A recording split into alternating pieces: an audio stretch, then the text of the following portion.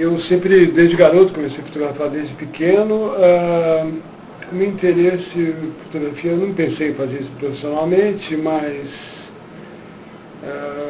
alguns fatores influenciaram na minha escolha. Um deles foi um filme que marcou muito minha geração de fotógrafos, que é um filme chamado Blow Up, do Michelangelo Antonioni, diretor italiano. Esse filme ganhou o Festival de Cannes em 1966.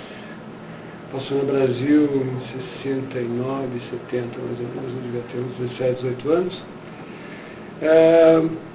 E aquele filme, de certa forma, influenciou não só brasileiros, mas gente do mundo inteiro que assistiu, porque era uma possibilidade, a fotografia dava de você ter autonomia na sua vida, você não precisa, de certa forma, depois tudo se revelou o contrário, mas você tem uma autonomia, viajar, fazer seus trabalhos, vender para vários lugares, enfim, você não precisa ter uma vida burocrática de bater ponto, etc.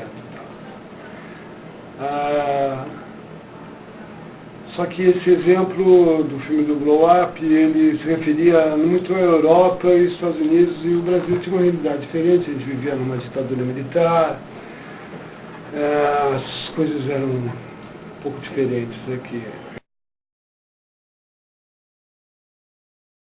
Em determinado dia eu estava em casa, devia ter 20 anos, e eu vi um anúncio no jornal Estado pedindo repórteres fotográficos. Aí eu liguei para lá, currículo não tinha quase nada, enfim, mas marquei uma entrevista, eles fizeram os testes e tal, aqueles testes básicos que você tem que é teste psicológico, esse tipo de coisa. E depois também a apresentação dos trabalhos. E eu tinha um amigo que na época estudava comunicação nos Estados Unidos e tal, e ele me deu uma dica que possibilitou minha contratação. Eu já tinha laboratório, fazia fotografia, não profissionalmente, mas já fazia e tal. E ele disse para mim, olha, você vai ter lá uma entrevista com o editor de fotografia do Estado de São Paulo, leva os seus contatos. Contatos são essas coisas aqui. Isso aqui é uma folha de contato que nós passamos anos usando. E por que isso? Eu levei algumas fotos ampliadas, mas levei os contatos. Aí o sujeito, quando eu apresentei para ele, primeiro se surpreendeu porque não é usual as pessoas mostrarem folhas de contato e tal. Mas esse meu amigo que tinha estudado nos Estados Unidos, ele me disse que, na verdade, isso seria muito útil e se provou útil, porque o sujeito podia avaliar como eu trabalhava. Através da folha de contato, você vê como é que você aborda determinado assunto, como você é tecnicamente pela qualidade da sua folha de contato e as exposições e tal. Essa folha que eu peguei por acaso nem é minha, tá, mas enfim, isso é uma folha de contato. E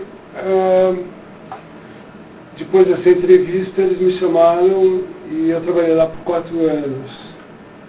E eu diria que a minha formação mesmo veio de lá. Eu paralelamente fazia uma faculdade de comunicações. E os últimos 2 anos eu nem fiz jornalismo, eu fiz habilitação em propaganda e marketing, né? Mas eu já estava no Jornal da Tarde no estado de São Paulo. E foi ótimo, porque eu pude trabalhar com os melhores profissionais da época. Me registraram no Sindicato de Jornalistas, no Ministério do Trabalho como jornalista e tal.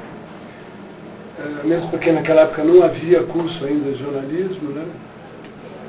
E aí eu fiquei 4 anos no estado de São Paulo, depois saí de lá em 80, eu fiquei de 76 a 80, 4 anos, e em 80 eu fui trabalhar numa outra revista. Olha, sem dúvida a manipulação, o despreparo técnico. Você encontra hoje muito mais gente despreparada, porque de certa forma o digital facilitou muito a vida da pessoa, né? Nós sempre trabalhávamos e tínhamos que trazer a foto e você nunca tinha certeza absoluta de que você tinha conseguido determinada imagem, e mesmo se havia algum problema com o seu trabalho, enfim, isso só ficava sabendo depois que o filme tinha sido revelado, né? E as condições mais adversas, de exposição, enfim, não havia essa coisa que há hoje de você fazer e olhar, fazer e olhar, fazer e olhar. Então hoje eu acho que a pessoa tem que ter menos preparo técnico do que havia no meu tempo. Às vezes não só no jornalismo, eu acho até de certa forma desestimulante. Eu gostava muito dessa espera, dessa certa adrenalina que há entre saber se deu certo ou não. Eu acho que banalizou um pouco. O trabalho mais marcante acaba sendo para mim hoje, eu acho assim, a fotografia jornalística ela perdeu a função essencial da notícia.